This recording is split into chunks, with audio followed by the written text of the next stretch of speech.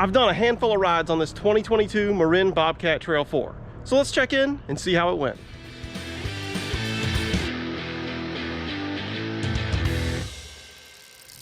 Real quick before we get into this, if you missed my first video, I did a complete breakdown of all the specs and all the components on this bike. So click the card up at the top of the screen and you can watch that video. Marin did send me this bike to review, but I'm not being paid to do so. I don't have to say anything good about it. It's really just my own thoughts. And I don't get to keep the bike either. I have to send it back after 90 days. So there's no compensation in terms of product either. All right, so now on to the review.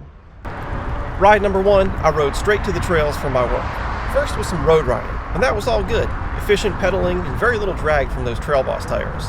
Then came some gravel, and it was a similar story. Everything felt great, and I cruised right along. Next, some light trails. A little bit bumpy, but still good.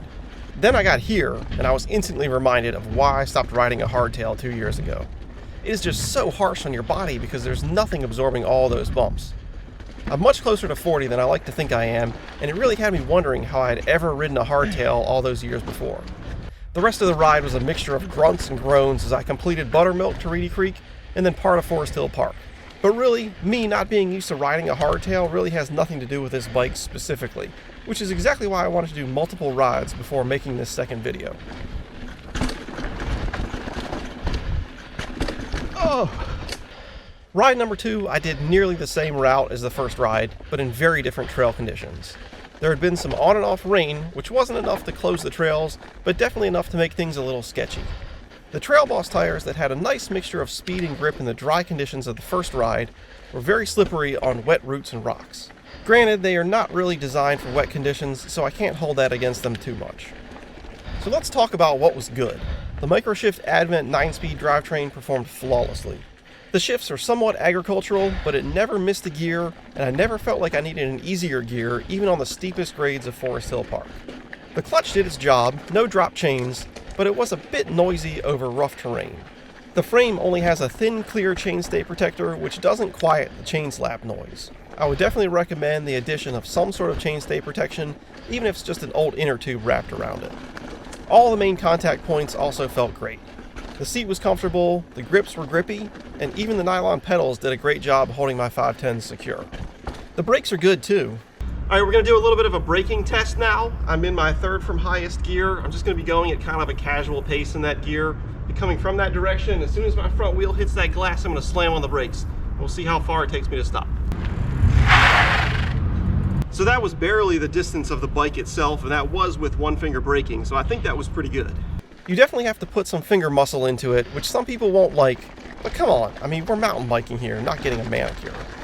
The 67-degree head angle gets the front wheel out in front of you, which definitely helps when going downhill. Surprisingly, this is one thing that a lot of bikes in this segment just can't get right. The riding position felt good too, with one caveat. I'm used to riding with a dropper post, so when riding without a dropper post, I have my seat 1 to 2 inches lower than where it would be for efficient pedaling. Why? To give the bike some space to move around when hitting rocks and roots and other things. So with the seat lower like that, it puts the bars at a height that felt comfortable to me. But if I had the seat up higher where it really should be, the bars would definitely feel too low. So now we have to talk about the one thing that was not great. And it is exactly the thing that I was expecting to not be great. The SR Suntour XCM coil spring fork. It's noisy, it's not smooth, and it has no rebound dampening. Think pogo stick. But despite that, I was still able to make it through every feature on this route that I typically make it through, including an uphill rooty section that I had never done back in my hardtail riding days. Like I mentioned in my previous video though, you can't really fault Marin for this, because this is the fork that you'll find on nearly every other bike in this price range. And to be honest, a true beginner might even think that it feels okay. My first bike had an SR Suntour XCT, which is one model below this one, and at that time, I thought it felt fine. But now I know what a better fork feels like, and I know how much better this bike could be with a decent air fork. For ride number 3, I went to my least favorite trail in Richmond, Poop Loop. For anyone not from here, it is in a low-lying area between the James River and a sewage treatment plant. Aside from the smell, there is almost no elevation change and very little in the way of features. I literally only went because I was meeting an old friend who was coming back from a serious knee injury, and he wanted to ride there because it's one of the less demanding, less technical trails in the area. But here's the thing, after 5 minutes or so, I actually found myself starting to enjoy this trail on this bike. I was able to rip around the corners and accelerate quickly in the many short straights between the turns. It was like I had found the perfect trail for this bike. Well, I think I found the perfect trail for this bike. Yeah, I just said that. So anyway, I didn't have to worry about rock gardens shattering my joints, and I even stopped thinking about how bad the fork is. The only thing I still hadn't adjusted to was not having a dropper post. I guess I use it more than I even realized, and I kept reaching for a lever that wasn't there. I keep reaching for a dropper lever too that's not there. Anytime there's a little anything, I guess I use it way too much. Yeah, I just said that too. Anyway, there's one word to describe the Bobcat Trail that kept running through my mind during this ride, and that thing is potential.